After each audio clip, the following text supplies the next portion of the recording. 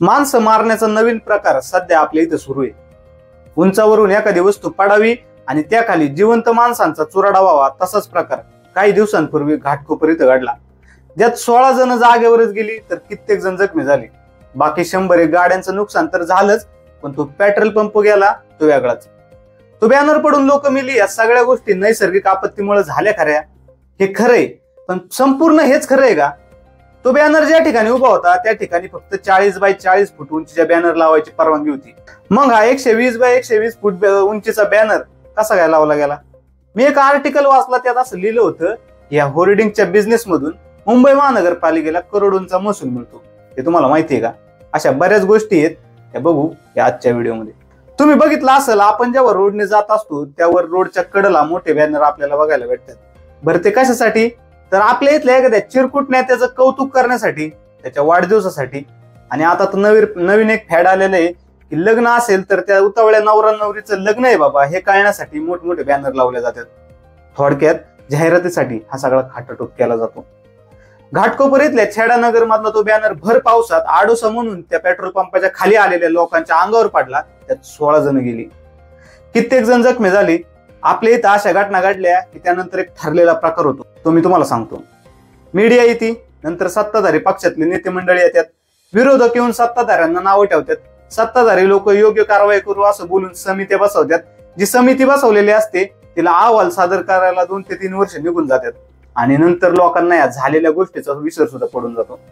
या घाटकोपरच्या घटनेमध्ये जो मुख्य आरोपी म्हणून होता त्या भावेश भिंडेला अटक केली खरी, पण हा बॅनर लावण्याची परवानगी त्याला ज्यांनी दिलं त्यांचं काय? हा सुद्धा तितकाच महत्वाचा प्रश्न आहे। नैसर्गिक आपत्तीमुळे घटना घडल्यानं कोणाला दोष देता येत नाही, परंतु हा जाहिरात फलक मुंबई महानगरपालिकेची परवानगी न घेता बेकायदेशीरपणे तिथे उभारला गेला होता। आपल्या इथं पैसे घालल्याशिवाय अशा गोष्टी उभ्या राहू शकत नाही। मुळात होर्डिंग रेल्वेच्या जमिनीवर लावला गेला होता। पोलीस गृहनिर्माण करिता आरक्षित असलेल्या जागेवर पेट्रोल पंप हा होर्डिंग उभा करायला परवानगी दिली गेली कशी? बरं, दिली तर दिली। 2021 साली हा होर्डिंग लावायला तिथं परमिशन दिली गेली होती। 2-2.5 वर्षातच हा बॅनर आणि हे होर्डिंग जे वगैरे ते काय ते पडतं कसं काय? जर रेल्वे पोलिसांच्या अधिकाऱ्यांनी आणि त्या भावेश भिंडेंच्या युगो मीडिया कंपनीने एवढा मोठा बॅनर लावून देत असताना, जो की बेकायदेशीर पद्धतीने तिथं लावला जात होता, त्याच्या बांधकामात त्याचा पाया, त्यातलं लोखंड वगैरे जे काय मटेरियल वापरलं जाते ते जर कुचकामी वापरला असेल तर त्यांच्या सगळ्यांवर सदोष मनुष्यवधाचा गुन्हा दाखल करायला काहीच हरकत नाही, असं नाही का वाटत तुम्हाला? घाटकोपरमध्ये याच जागेवर अनधिकृत असे 4 मोठाले बॅनर तिथं होर्डिंग लावलेले आहेत, आणि ते दिसावे म्हणून आजूबाजूची जी झाडं होती त्या झाडांवर विषप्रयोग केल्याचं सुद्धा आता समोर येत आहे। का? तर ते बॅनर दिसावं म्हणून। मी जसं मागाशी म्हटलं, एक आर्टिकल वाचत असताना कळलं की मुंबई महानगरपालिकेला त्यांच्या जमिनीवरील होर्डिंग पासून करोडो रुपयांचं उत्पन्न मिळतं, महसूल मिळतो, आणि त्यामुळं हे बेकायदेशीर होर्डिंग माफिया भरलेले दिसतात। अधिकाऱ्यांसोबत राजकीय नेत्यांचं पाठिंबा असल्याखेरीज नियम धाब्यावर मारून बेकायदेशीरपणे काम करण्याची गुर्मी अशा लोकांमध्ये येतो। एवढंच नाही, जे बॅनर आपण बघतो ते तर आहेतच, पण आता डिजिटल बॅनर सुद्धा असतात, त्याचा पण वेगळाच त्रास आहे। रात्रीच्या वेळी तुम्ही बघितलं असेल, त्याची लाईट बघितली तर त्या गाडी चालवणाऱ्याच्या डोळ्यांवर त्या बॅनरवरची, त्या डिजिटल बॅनरवरची जी लाईट आहे ती बघितल्यानंतर ड्रायव्हरच्या डोळ्यावर आंधळे आल्याशिवाय राहत नाही।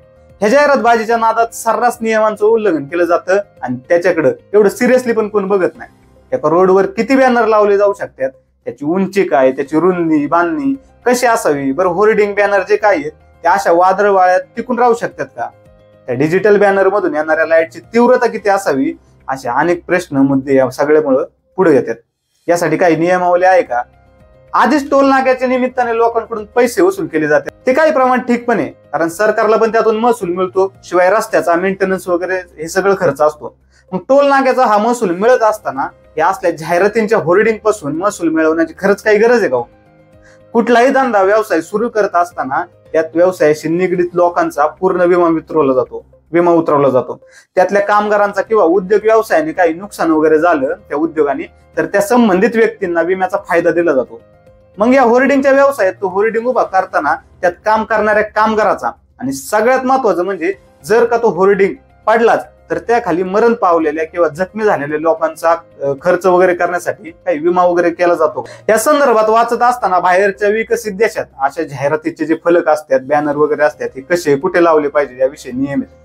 डिजिटल बॅनर होर्डिंग वगैरे असतील तर त्यातला प्रकाश मंद असेल आणि ड्रायव्हरच्या डोळ्याला त्रास होणार नाही याची खबरदारी तिथे घेतली जाते। पण ह्या मुद्द्यांचा आपल्या इथं विचार होत नाही।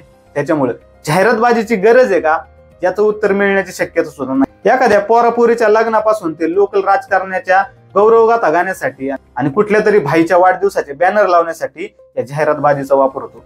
वापर म्हणण्यापेक्षा गैरवापरच जास्त होतो. शिवाय गावाचं किंवा शहराचं विद्रुपीकरण होतं ते वेगळंच. आणि आता तर निवडणुका चालू आहेत, त्यामुळं बोलण्याची तर काही सोयच नाही. सर्रास गल्लीबोळापासून हायवे पर्यंत बॅनरबाजी केली जाणार, यात काही वाद नाही. आणि यांच्यावर आक्षेप घेण्याचं पण तसं काही कारण नाहीये. पण जेव्हा कधी असल्या जाहिरातबाजीमुळे ज्यांचा काहीही दोष नाही अशा सर्वसामान्य लोकांचा बळी जातो, तेव्हा ही जाहिरातबाजी, हे होर्डिंग्स वगैरे मोठी समस्या वाटू लागतात. हे आपण मागच्या वेळी पुण्यात सुद्धा बघितलं होतं आणि आता घाटकोपरमध्ये बघतोय. बारीक सारीक तर किती घटना होत असतील, किती बॅनर पडत असतील ज्याची दखल घेतली जात नाही किंवा बातम्यांमध्ये ते येत सुद्धा नाही, म्हणून आपल्याला त्या गोष्टी कळत सुद्धा नाही. आपल्या भारतासारख्या प्रगत देशाच्या प्रगत आर्थिक राजधानीत एक सहज टाळता येण्याजोगा ऍक्सिडेंट मध्ये 16 जणांचा जीव जातो. ही एक गोष्ट या होर्डिंग्सवरच्या जाहिरातीचा सोस किती उभं आणणार असून हे समजून जाण्यास पुरेशी आहे. ह्या असल्या मुद्द्यावरून तरी राजकारण करण्याचं काहीच कारण नाहीये. हे होर्डिंग्स बॅनर वगैरे जे पडत असताना खाली बघून कधीच पडत नाही की खाली कोणत्या पक्षाचा माणूस उभा आहे. त्यामुळं निदान असल्या प्रॉब्लेम कडे तरी बघणं गरजेचं आहे. त्यासाठी कडक नियमावली असणं गरजेचं आहे. नाहीतर सामान्य माणूस साहेब असाही रोज मरतच असतो, त्यात आणखी सामान्य माणसाला मारण्याच्या नवीन प्रकाराची भर पडन, बाकी काय नाही.